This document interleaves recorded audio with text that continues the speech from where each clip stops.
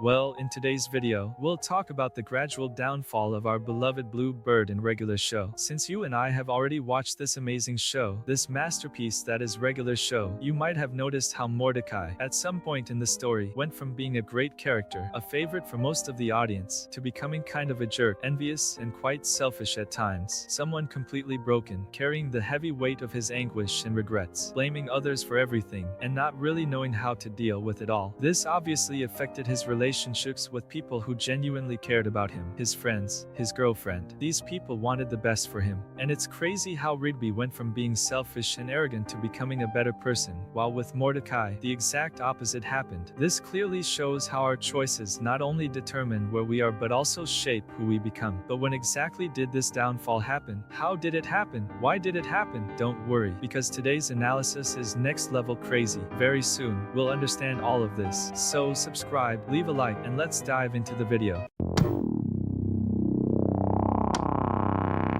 For someone to fall, they first had to be up high, or at least standing, right? That's where Mordecai's best phase comes in, at the beginning of Regular Show. That's when he was, let's say, on top. You know, that representation of the little angel and devil on someone's shoulders when they're undecided about a choice or action. They have to choose between listening to the good side of their conscience or the bad side. At this point in the story, we could say that the dynamic between Mordecai and Rigby boiled down to Rigby picking the devil's advice most of the time, and Mordecai usually picking the angel's advice. This often made Mordecai the voice of reason between the two, the one who was right, even though he was still somewhat irresponsible and childish, like Rigby, but he was less so. He wasn't a jerk most of the time, and wasn't usually the one who screwed things up or caused the problem in the first place. But because of Rigby's actions, Mordecai often got blamed too, even risking being fired for things he wasn't responsible for, and even tried to prevent from happening. And of course, during this phase, there were some episodes where Mordecai was the jerk and caused the problem. But the fact is, in the vast majority of cases, he wasn't. This behavior essentially made Mordecai the moral part of the duo, the one with empathy, who cared, at least minimally, about other people who could be harmed by the problems they caused. He was the smarter, more sensible one, almost always opposing Rigby's ideas because they went against his own and, in his view, were bad. All of this made Mordecai come across to us as a good guy, fun and much more lovable overall, which consequently made him a favorite. Now we arrive at the second phase of this downfall. All the things that gradually distanced Mordecai from who he was during the first phase. I honestly believe the event that marks the beginning of this shift is the abrupt end of his relationship with Margaret. That's when he entered a phase of depression, clearly showing a lack of purpose in life and a lack of motivation to be a better person. This relationship left Mordecai stuck in time. It revealed how he was capable of losing himself, attributing all his happiness to one person. And precisely because this obsessive passion was left unresolved in his heart, his next relationship with someone who genuinely loved him and had the potential to work out became toxic and a complete mess. It ended up hurting both him and, more importantly, CJ. Mordecai simply didn't have enough time to move on, overcome his feelings, and grow. These relationships began in the wrong way, during terrible moments in his life, and ended up taking a heavy toll on his mind and heart when they ended chaotically. They cost him a lot and drained him deep. Instead of bringing out the best in Mordecai, these relationships left him stagnant and hollow. They showed the audience how he could be selfish, unfaithful, a jerk, and a terrible friend. They blatantly exposed the worst of his character. In his constant search for happiness, his attachment to the past, and his belief that he was a failure who had wasted his life, along with all the frustrations surrounding love and the lack of closure he carried with him, Mordecai's burdens were heavy. All these things slowly but continuously poisoned him, until we finally reached the final phase of Mordecai's downfall, the moment when Regular Show throws in our faces the consequences of all the choices and mistakes he had made up to that point. The seventh season, specifically,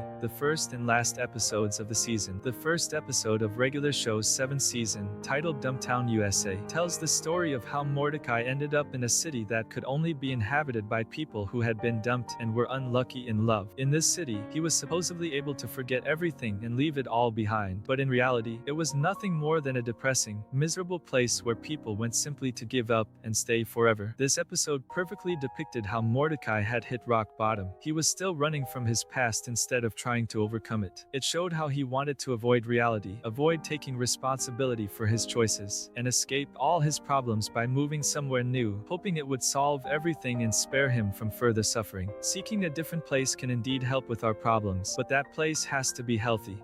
Dumptown wasn't. It would only make things worse. And Mordecai wouldn't be able to escape his problems by going there because the problem was inside him. His burdens would follow him wherever he went, unless he stood up and faced his inner demons. The truth was that he'd suffer forever. Choosing to stay in a place that would harm him and amplify everything bad around him would only lead to more regret in the future, or maybe even no future at all. Finally, we have the last episode of the 7th season, Reeby's graduation day special. This episode doesn't hold back when it comes to Mordecai. It blatantly compares the results of Mordecai's and Reeby's actions and decisions over time. In this episode, Mordecai talks about Reeby's recent achievements and how Rigby had actually become a better person. But instead of being happy for his friend, Mordecai openly shows his frustration and envy at Rigby's success, since he hadn't been able to achieve that happiness in his own life. Mordecai felt wronged, as if the world owed him something, but the truth is, the world owed him nothing. What became clear was that Mordecai realized he could no longer feel superior to Rigby, something that had always comforted him in the past. This dynamic had been evident before, like in the episode where Rigby creates a drink to become smarter, where Mordecai becomes a well of arrogance. Rigby's graduation day special reflects the consequences of that arrogance, ingratitude, and selfishness throughout his journey in the show. Despite all of this, I have to say that Mordecai is my second favorite character in regular show. I believe no one is 100% bad or 100% good all the time, and since this video is exclusively about his downfall, it's obvious that I focused more on his negative side. But Mordecai has also shown himself to be a very good person and an incredibly brave guy many times. For instance, when he heroically saves everyone from the terrifying grizzly bear, or when he risks his life jumping into lava to save Christmas, or even the episode Excellent, which shows us that he's capable of being a great friend. The guy has his moments, many of them, in fact. However, he also experienced a significant downfall in the series, as I've shown here. Yet, amidst all these flaws and complex relationships, maybe Mordecai is the most human character in regular show.